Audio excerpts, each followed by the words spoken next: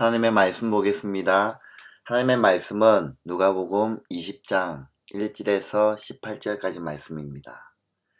누가복음 20장 1절에서 18절까지 말씀을 같이 보도록 하겠습니다. 예수께서 어느 날 성전에서 백성을 가르치시며 기쁜 소식을 전하고 계실 때에 대제사장들과 율법학자들이 장로들과 함께 예수께 와서 말하였다.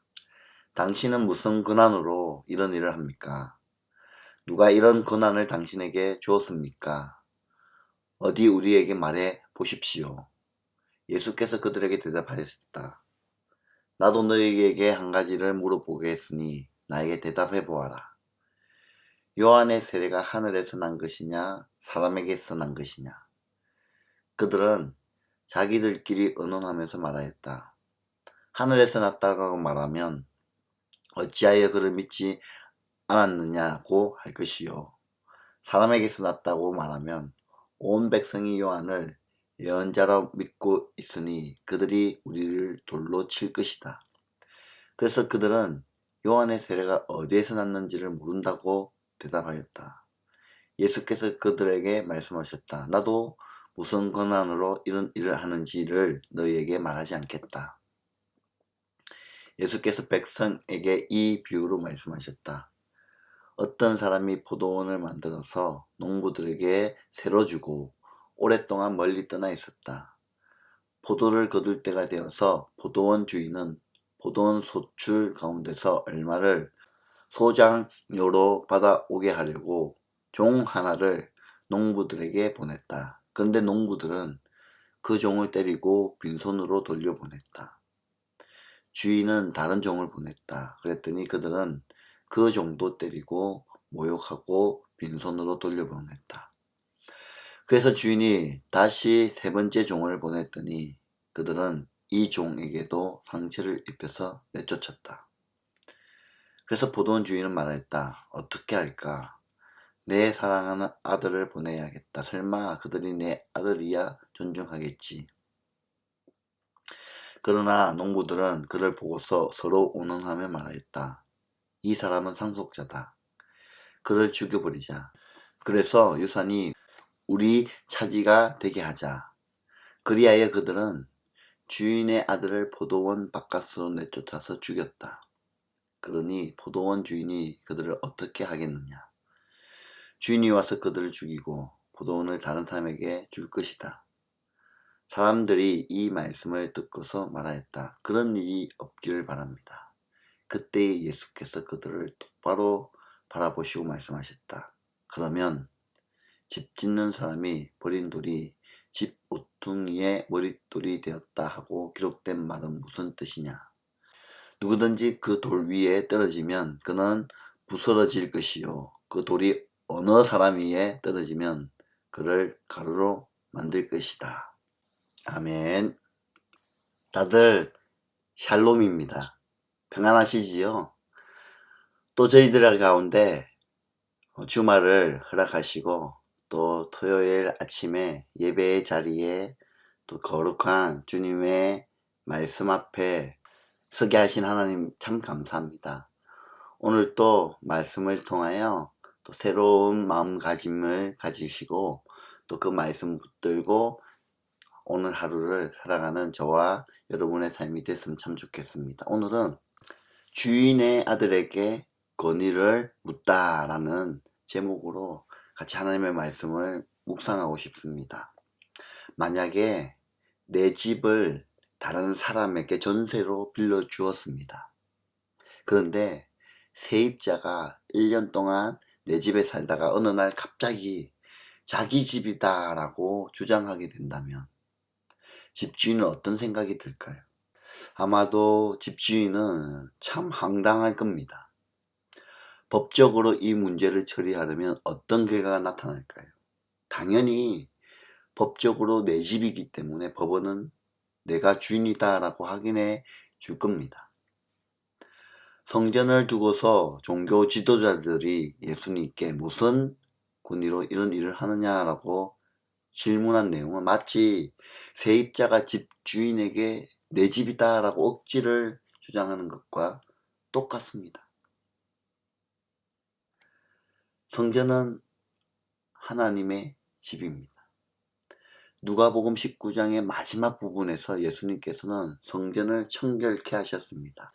성전을 장사하는 곳, 강도들이 모이는 곳으로 만든 그 상인들을 모두 내쫓으시고 성전을 기도하는 집과 말씀을 선포하는 집으로 만드셨습니다. 이사야 56장 7절 하반절에 보면 이는 내 집은 만민이 기도하는 집이다 라고 기록되어 있습니다.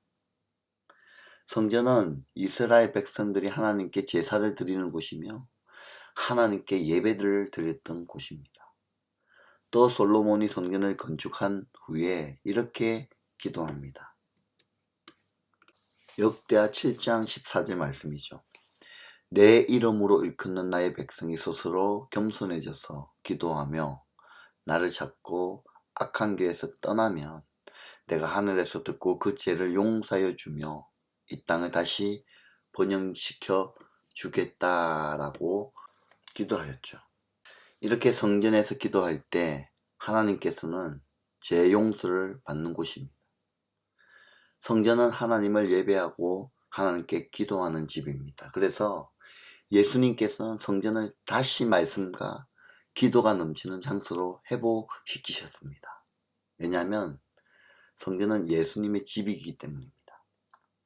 예수님은 하나님의 아들이십니다. 그러므로 성전은 하나님의 집이자 그분의 아들이신 예수님의 집이기도 합니다. 그래서 예수님께서 성전에서 백성을 가르치시고 복음을 전하시는 것은 당연한 일입니다. 그런데 성전의 세입자들과도 같은 종교 지도자들은 마치 성전이 자신의 것처럼 행하며 예수님께 질문을 합니다. 본문 2절이죠. 당신이 무슨 권위로 이런 일을 하는지 이 권위를 준 이가 누구인지 우리에게 말하라. 성전의 주인이신 예수님께 종교 지도자들은 성전에서 복음을 전하시는 예수님께 권위를 물었습니다. 권위라는 말은 헬라어 뜻을 살펴보면 이런 뜻을 가지고 있습니다. 권력, 고난, 권리라는 뜻이 있습니다. 어떤 뜻이든지 종교 지도자들의 질문은 누구에게 허락받았느냐 라는 뜻입니다. 예수님은 허락을 받으실 필요가 없으신 분입니다. 여러분 그렇지 않습니까? 예수님이 누구에게 허락을 받겠습니까? 그러실 필요가 없었습니다. 예수님은 성전의 주인이신 하나님의 아들이시며 결국 예수님도 성전의 주인이시기 때문입니다. 예수님께서는 종교 지도자들의 질문에 세례 요한의 권위를 물으십니다. 그리고 예수님께서 성전을 깨끗하게 하시며 복음을 전하시는 권위 혹은 권리에 대해서 비유의 말씀을 통하여 사람들에게 가르쳐 주십니다. 포도원의 주인이 농부들에게 세를 주고 먼 나라로 갔습니다. 그리고 시간이 지나서 농부들에게 정한 세를 받으려고 자신의 종들을 보냈으나 세를 내야만 하는 농부들은 세 차례나 세 번이나 종들을 모욕하고 때려서 보냅니다. 결국 주인은 자신의 아들에게 자신의 주인으로서 권위를 부여해서 농부들에게 보냈습니다. 농부들이 자신의 모든 권위를 가지고 찾아온 아들에게는 함부로 하지 못하고 정해진 세를 바칠 것이다 라고 생각했기 때문입니다. 그러나 농부들은 주인의 권위를 가지고 세를 받으러 온 아들을 죽이게 됩니다. 이 말씀을 통하여 예수님께서는 자신이 성전의 주인이신 하나님의 아들로서 주인의 권위로 성전에서 모든 일을 행하신다는 사실을 알려주셨습니다. 본문은 아니지만 19절에서 종교 지도자들은 예수님께서 하신 이 말씀의 의미를 깨닫고 분노하게 됩니다. 예수님은 하나님의 아들로서 모든 권위를 가지고 이 땅에 오셨습니다. 사도 바울은 예수님을 하나님의 아들로 분명히 선포하고 있습니다. 로마서 1장 4절에 보면 성결의 영으로는 죽은 자들 가운데서 부활하사 능력으로 하나님의 아들로 선포되셨으니 곧 우리 주 예수 그리스도시라고 기록되어 있습니다. 예수님은 하나님의 아들로서 성전에 관한 모든 권리와 권위를 가지고 계신 분이십니다. 또한 창조주 하나님의 아들로서 세상에 대한 모든 권위를 가지고 계십니다. 하나님의 형상을 따라 인간을 창조하셨기에 인간에 대한 모든 권위도 가지고 계십니다. 그러므로 내 인생에 대한 권리와 권위도 예수님께서 가지고 계신다는 말입니다. 하지만 우리의 모습, 우리의 삶의 모습은 어떻습니까?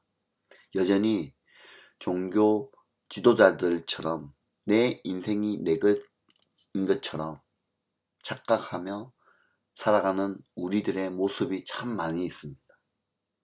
오늘 이 새벽에 나의 모든 권리와 권위를 주님 앞에 내려놓읍시다.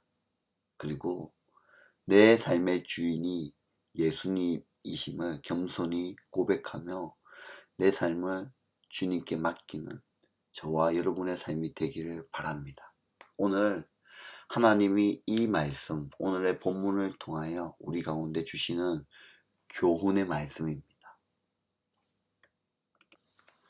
내 인생에 대한 권리와 권위는 나에게 있는 것이 아니라 예수님께 가지고 있는 것이죠. 그래서 내 인생은 내 것이다.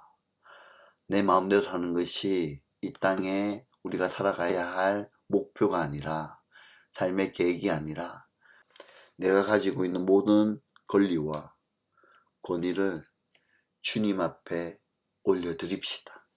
그리고 내 삶은 이제 주님 것임을 고백하며 또 그 예수 그리스도 앞에 우리의 삶을 드리며 나아가시는, 또 고백하시며 또 결단하시는 저와 여러분의 삶이 되시기를 주님의 이름으로 축원드립니다. 기도하겠습니다. 하나님, 오늘 또 우리 가운데 진리의 말씀을 선포해 주시고 깨닫게 하여 주셔서 감사합니다. 내가 가진 모든 것이 주님께로부터 왔음을 기억하고 살아가는 저희들의 삶이 되어지길 간절히 소망합니다. 지금까지는 내가 그렇게 살아가지 못했다면 하나님, 내 인생의 모든 것이 내 것으로 착각하며 살아왔던 우리의 죄를 용서하여 주시옵소서. 이 모든 것은 하나님께서 주신 것임을 꼭 기억하며 이 새벽에 우리의 모든 권리와 목표와 인생을 주님께 다 올려드립니다. 주님께서 우리의 삶을 받아주시고 주님의 뜻과 권위대로 사용하여 주시옵소서. 오늘 우리 가정을 지켜주시고 사랑하는 우리 자녀들을 지켜주시고 우리 가정이 믿음과 사랑으로 하나 되어 하나님만을 섬기는 그런 귀한 가정 될 수 있도록 축복하여 주시고 내 모든 인생이, 또 우리 사랑하는 자녀의 인생이, 우리 가정의 인생이 주님의 것임을 겸손히 인정하며 하나님께 나아가는 복된 하루 될 수 있도록 이끌어가 주옵소서. 이 모든 말씀 살아계신 우리 주 예수 그리스도 이름으로 기도드리옵나이다. 아멘.